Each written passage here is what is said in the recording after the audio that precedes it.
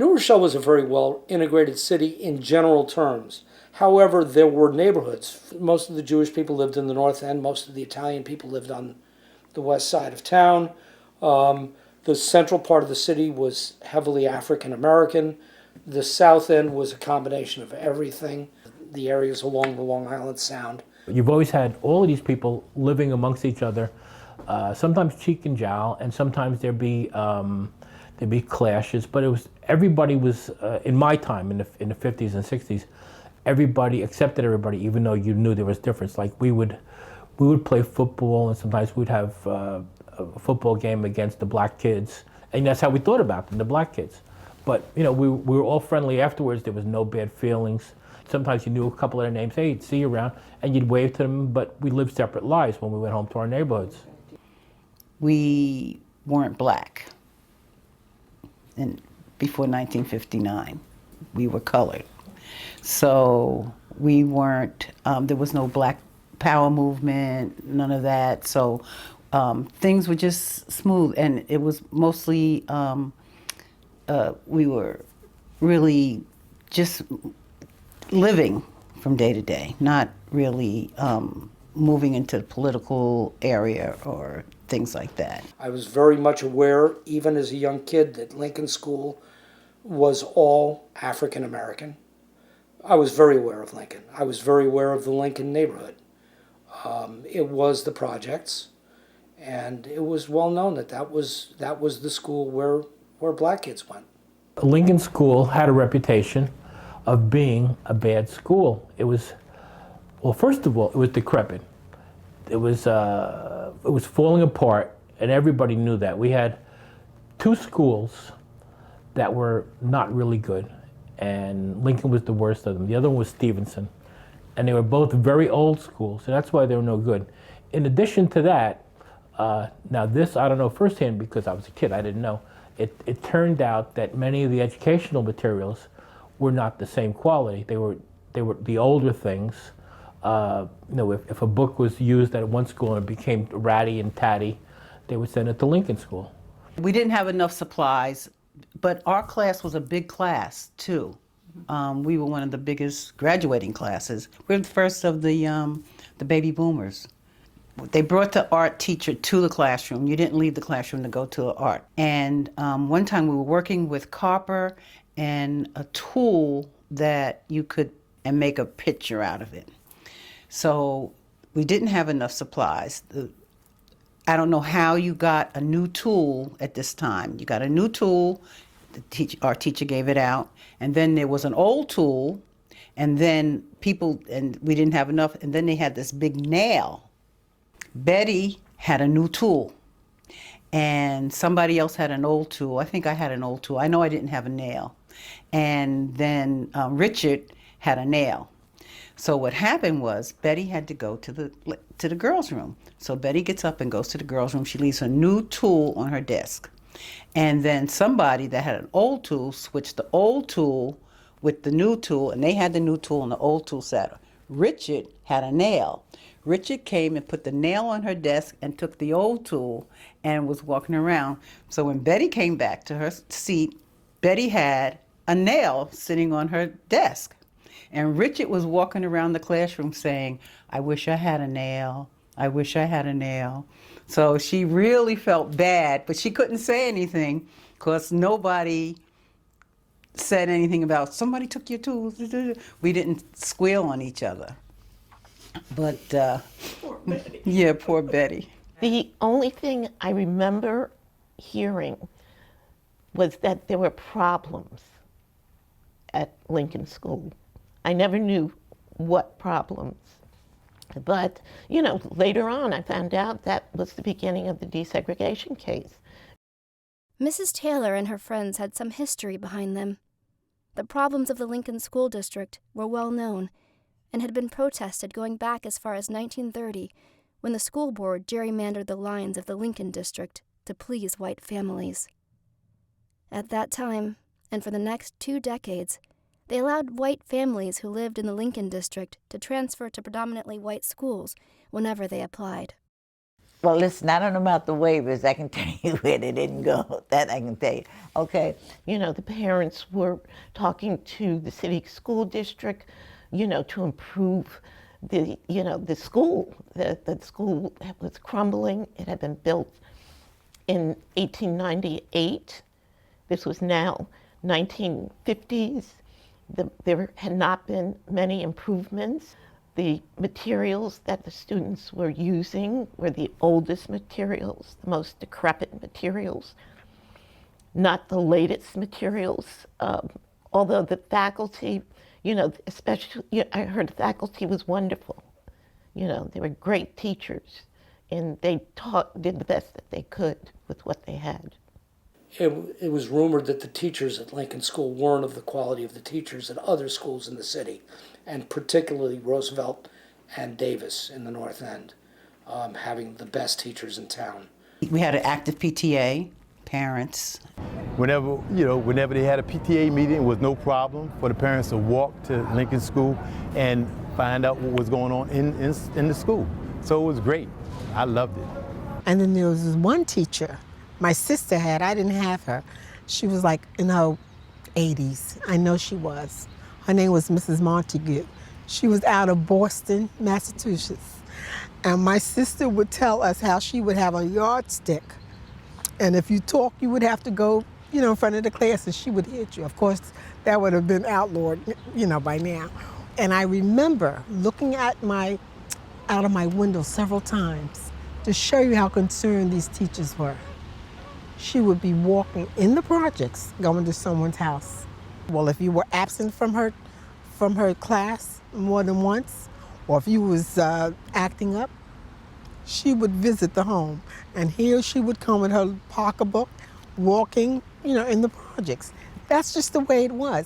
And they were receptive, the parents were receptive to that. It wasn't no animosity. We just knew that Lincoln School was suffering. Because we were all black. It was an all-black school by that time, because by the time I graduated from Lincoln School, it was all black. Now, I wanted to close because, number one, it was said, and we believe that the education itself wasn't as good as the other. Well, mostly Roosevelt, I think, is what we really centered on. At least most of us seem to. And then the other reason I wanted to have Mallory out of there is because around Lincoln School there were scaffolds. And at that time we had 4 entrances to Lincoln School. We had Guyon, which we had scaffolds. And then you go around, and Remington Place, there was a scaffold. And then there was a scaffold near Lincoln Avenue and Prince Street. We're walking through the space where the building was right now. Yes. We're walking through the building. Yeah. There were 3 scaffolds that I remember that was there in the building.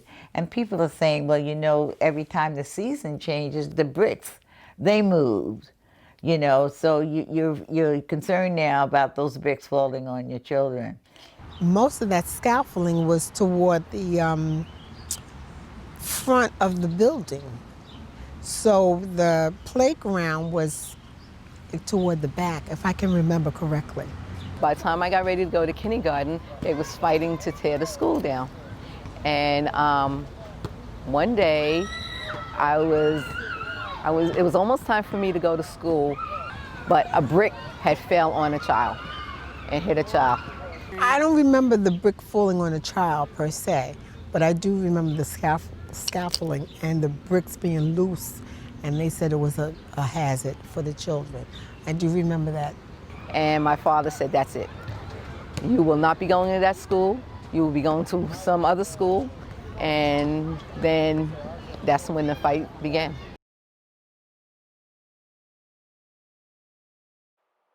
Mothers backing a demonstration demanding closing of Lincoln School took their children to St. Luke's Methodist and St. Simon's Episcopal churches instead of sending them to school.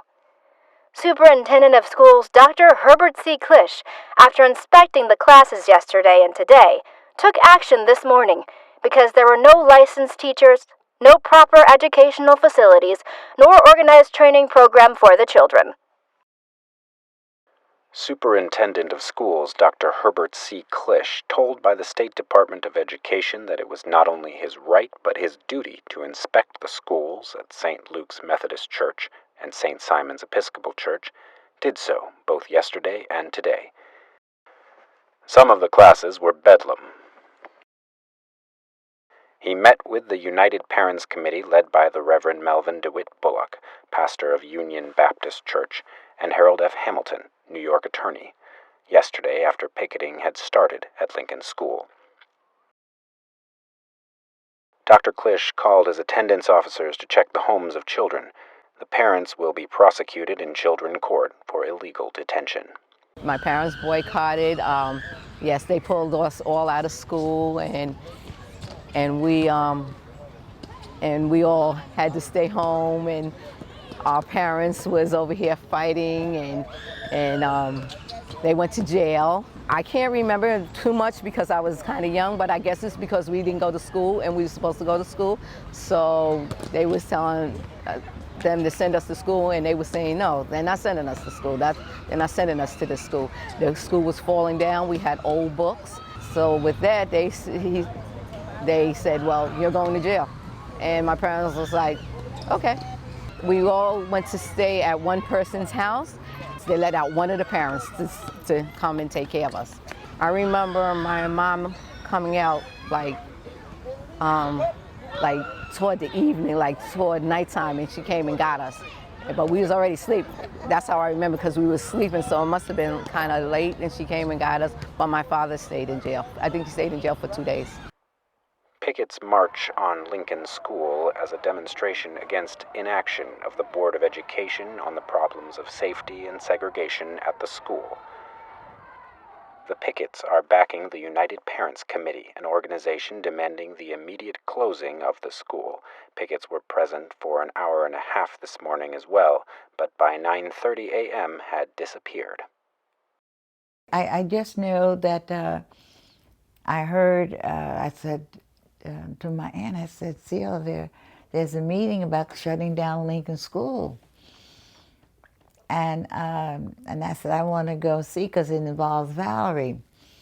And I went that first night, and it was held at Lincoln School in the auditorium. And the PTA president, she spoke.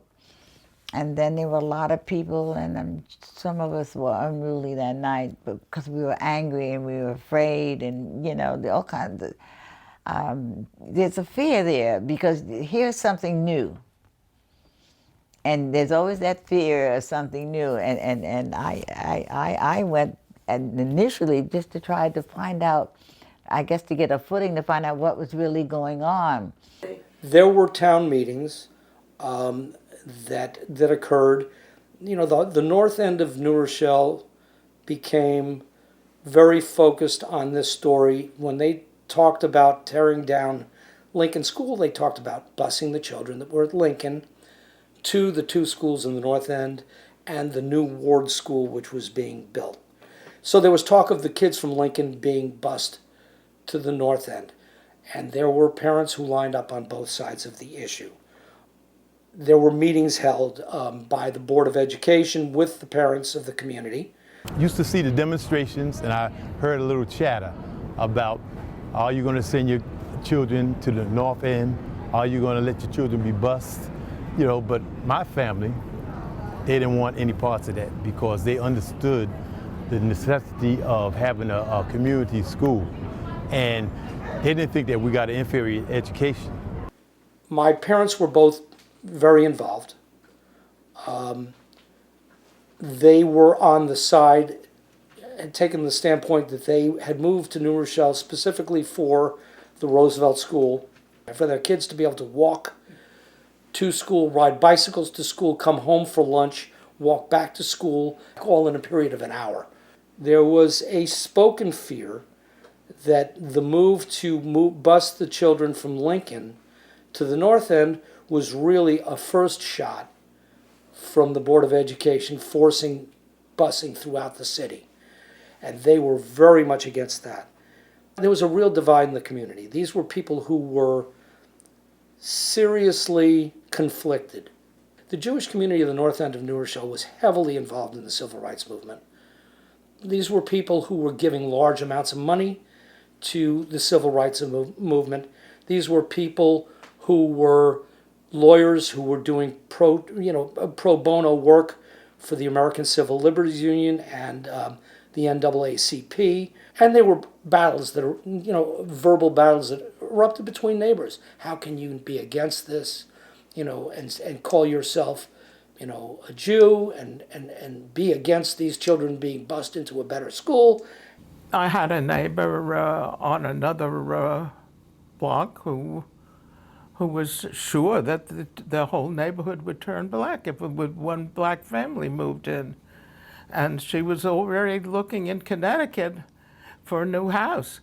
There were people that were very frightened, and not just that the neighborhood would turn black, but that her house value would go way down, because that certainly is one of the biggest investments you could make in a life for a house. My mother was on the opposing side of the lawsuit. She felt that the reason why it was de facto segregation is because blacks trying to live above Eastchester Road, that we were redlined. So we couldn't get into the schools up there because it was neighborhood schools and we weren't allowed to buy property up there. So that was her, she says, I remember her being very vocal about the fact that we need to change the housing in New Rochelle and not the schools. Once we change the housing, then the schools would be changed. Some realtors discovered they could make a lot of money buying and selling houses if they got a hold of a house in a white neighborhood and sold it to a black family, and then they would tell all the other people in the area, oh, the blacks are moving in, you got to sell your house or else won't be worth anything. And this was the basis of blockbusting, and they would do it to make money. And you can make a lot of money, all of a sudden you would turn over a whole block, 3%, 5%, whatever your commission was. It was great for the realtors, but it was very socially destructive because it exploited ignorance. So there was somebody driving a bookmobile around to different schools, which was a library. And the students could walk out of Ward School or any of the schools and could borrow books from this library on wheels, basically. This particular parent knew that what the different students in the different schools were reading. So he was very aware of the fact that his children were not reading the same books as they were reading in other parts of the district.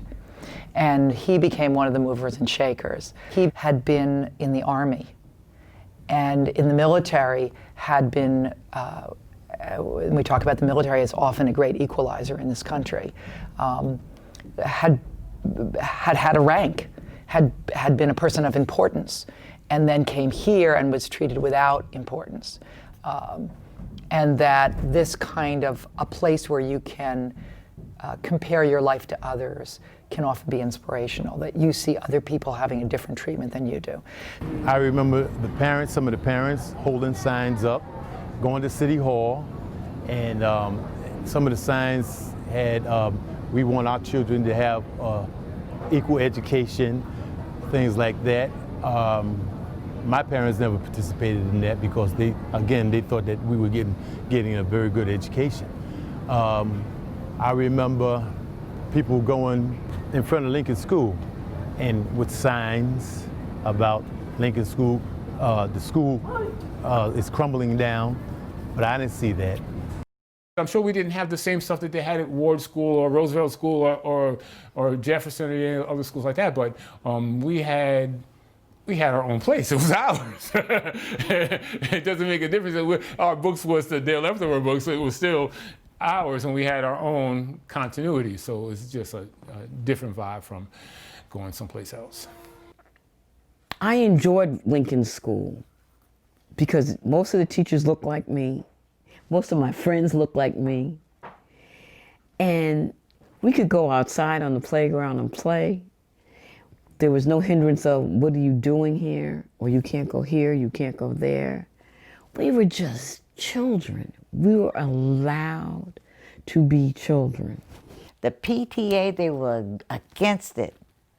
They did not want this to happen. Keep the school, keep the building. And today I can say they were right. But at that time, I saw those scaffolds. And what, my child can't get a book, and all this anger is coming out there, and everyone else is having books. And we just kept meeting and yelling at each other. And as I said, one woman, you know, cursed at me. Thank God I didn't respond to her. Reverend Bullock, he was the one that I saw as the original organizer. Mrs. Taylor, I can picture Hallie now, she and her husband being very vocal. I can see that. Now how it happened that when we went to court, it was her name, I don't know. And the president of the Lincoln School PTA, I remember them being very vocal. Those three groups, individuals being very vocal about the anger and what they want.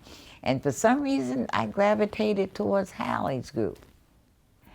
But it was always so angry when we were yelling at each other and not listening and hearing each other. Now I think about it now, the PTA, she would always, you know, speak, of course. So she was the PTA president, so she knew how to mix it up with the school board thing, and she was vocal in her efforts not to do this integration thing. So, my mother felt very unhappy. She was very vocal against tearing down Lincoln School. She was saying, make Lincoln School a magnet school. Bring programs into Lincoln School that the other schools around New Rochelle would be willing to send their kids to this school. We have magnet schools now in New Rochelle. There was a new school proposal on the planning board. My sixth grade graduation couldn't be in Lincoln School because the top floor wasn't secure. We had to go to Webster School to have our sixth grade graduation. But at the same time, if they built that new school, made it state-of-the-art at that time, and bring other programs into the school that people would want their kids to come to that wasn't in any other school, that was her stance. I wanted the school to be shut. I wanted them to shut it down. And the reason I gave when we were told that Lincoln School, first graders did not have books. But it was just the idea that you had something and our children do not. And we're not going to be our parents. That's another thing. We didn't want to be up, we wanted to fight. So I find it fascinating that they had a vote to rebuild a school. And if you look at the overall vote of the community voted to rebuild the school. And yet if you look at the polling within Lincoln, they are the only district to not vote in favor of building a new school for their own children. And I think that's the beginning of showing that these are families who are saying no, that Brown v. Board of Education was a change in this country, that the only way to guarantee that my child is getting an equal education is to make sure that they are sitting next to white children and that they can attend any school that any other student can attend. And I think from there, that vote then signals all of their other actions.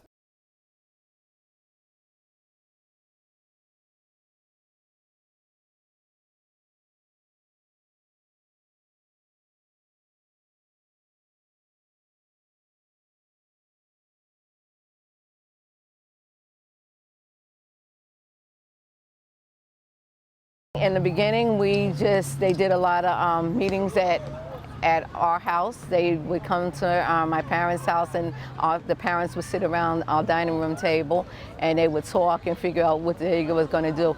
This is our little house. This is what it used to look like years ago. And this is my father. That's my father. And this is my mom. She was teaching us at the table.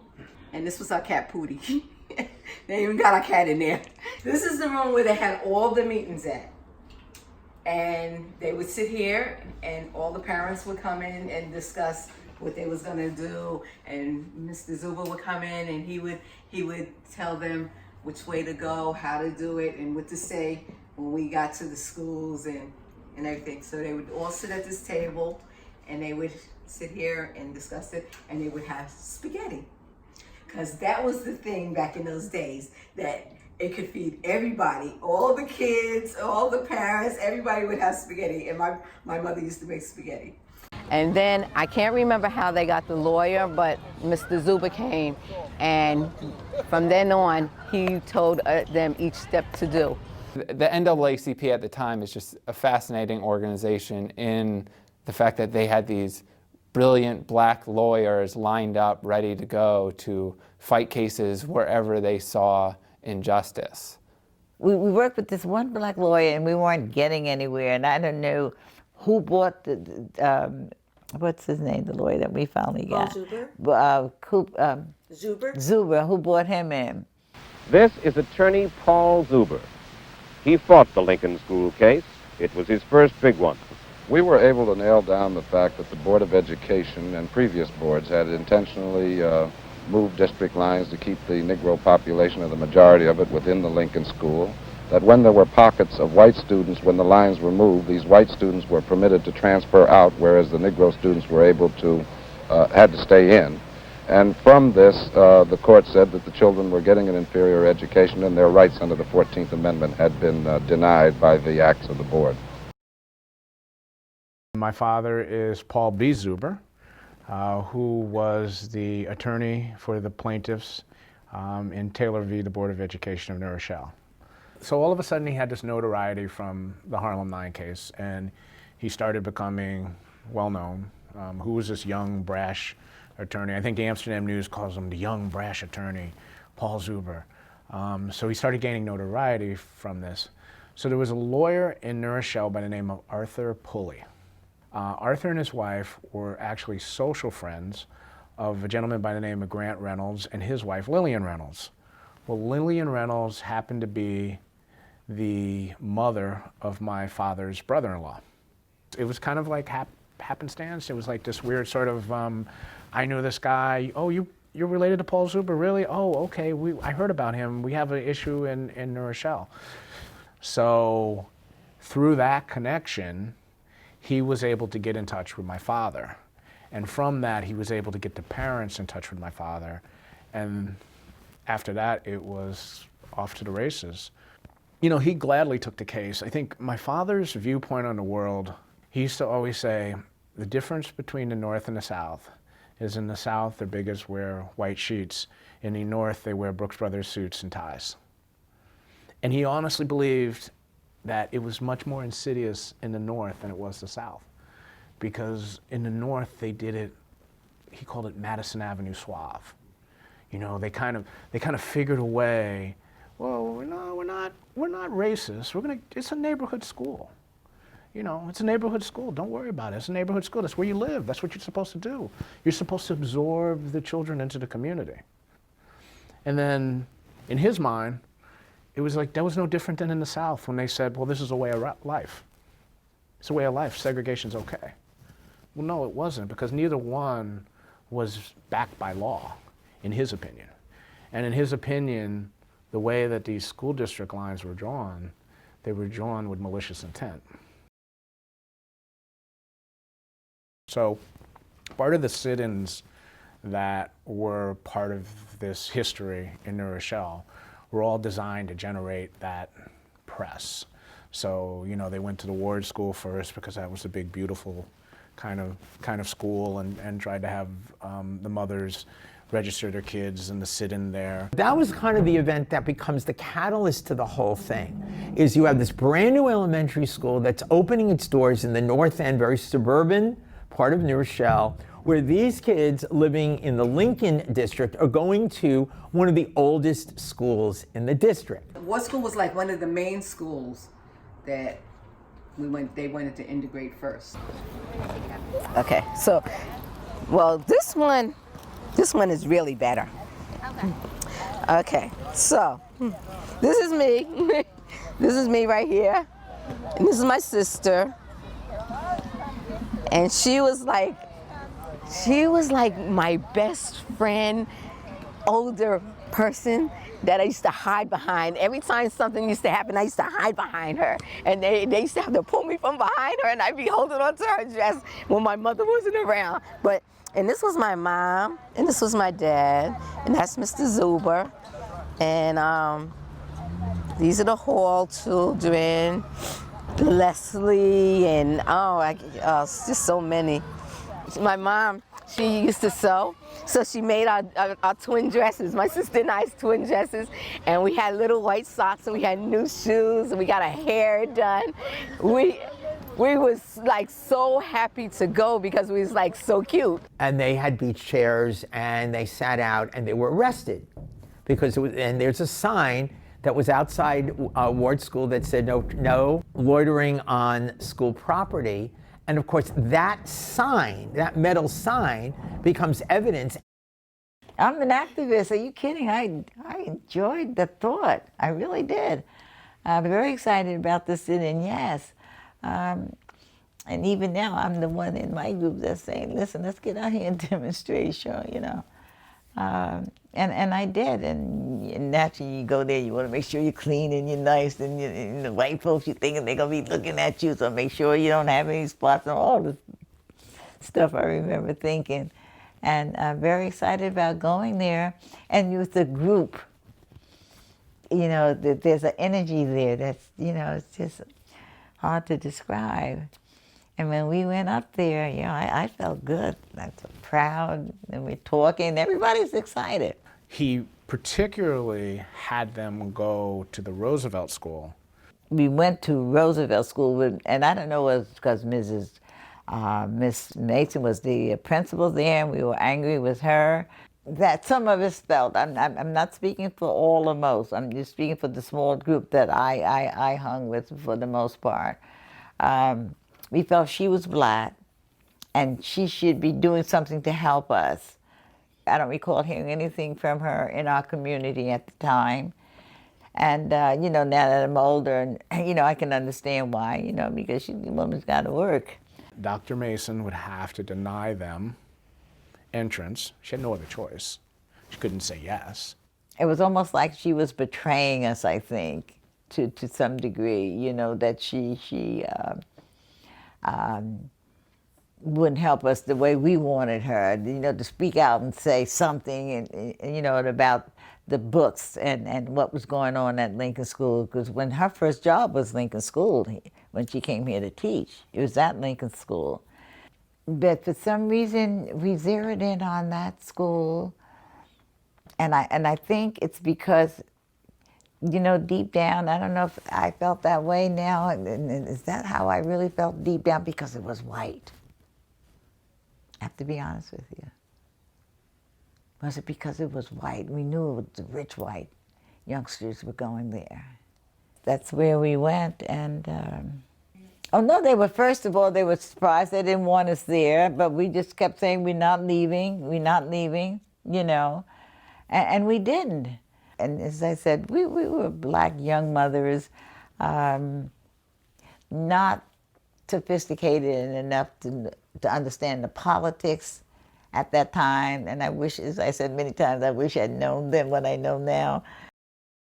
And he knew that the press would pick up on the fact that a Black principal denied Black parents the opportunity to have their kids go to that school.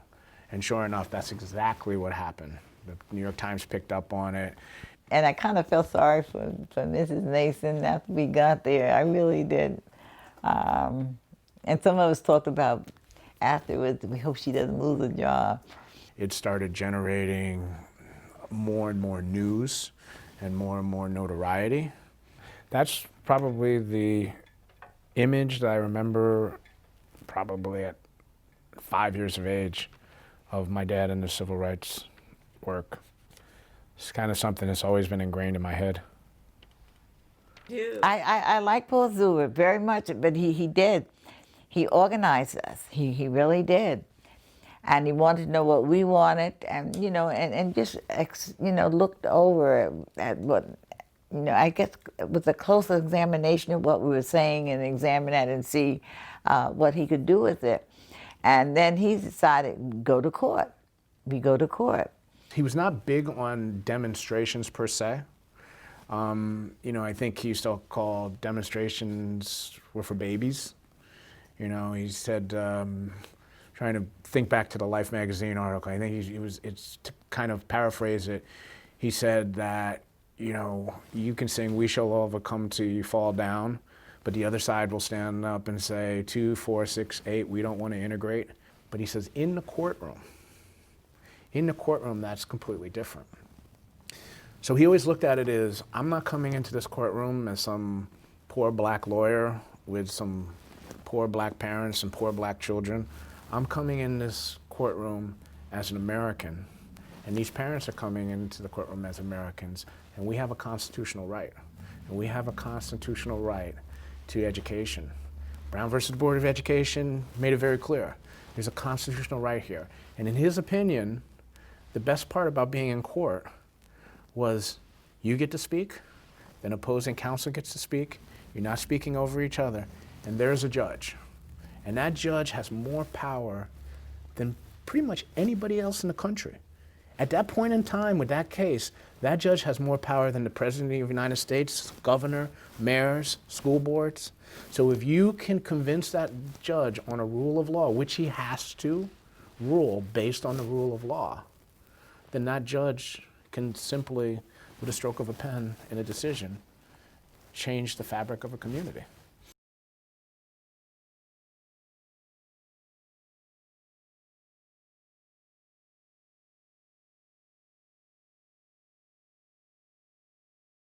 Yeah, I was in the last graduating class from Lincoln School. I think, in 1963. We'd do the breakfast and we'd go to school early because most of the guys met up at the band before school and we'd play little drums and stuff. Just fool around and went to class, go home for lunch, come back. The big hill for the play. We had a big hill where everybody slid down and threw rocks and everything. But it was a fun school. Everything in Lincoln School that we needed was there. I was the last, before they started busing, I was the last class to graduate from that school. They started busing into the next year. But they was raising hell before that because they was bigging it up. Do you remember that in the neighborhood? Do you remember protests? What do you remember just from? Everything in Lincoln School that we needed was there. And what kind of things did you get to do? What were your favorite things to do? Well, besides the sports, we had the baseball and the soccer and volleyball. And we did do swimming. We were swimming at the YMCA. That's where I learned how to swim. Well, my mom was kind of involved in the school. She was the president of the PTA for a time, and she wasn't at all about the busing thing to achieve integration or anything like that. She thought that the local school was wonderful and that the fact that it's a community school, so it's not like if I disrespect an elder on my way walking to the school, before I got to school, my parents would know about it. It's not like they couldn't put their hands on you like it is today. They could level immediate punishment, but most often it would just come back around to my dad, and I'd catch it. But that sense of community, that sense of closeness, you don't get that if you don't have a community school. That's what a community school is about. Do you remember this? No, you got everybody there. In our neighborhood, everybody on the block was your parent. If you came, you got into trouble in school, you got beat before you even got home. So you was beat up then, so everybody looked out for one another. I think my parents really actually knew that Lincoln School was mostly colored people. I think they thought, because they didn't have any choice to where to send me. You're just where you were or you lived is where you went, which was like Lincoln School. I don't know what other school, I don't know if people got bused or whatever, but we weren't given a choice. My parents would just said, you were told, go to Lincoln School, you're going to Lincoln School, you're not going anywhere else. So, and then when it came down, I didn't know it came down, so, but I was in the graduating class. So in one way I was happy that I wasn't there when it did go down because I wouldn't have been a very happy person, you know.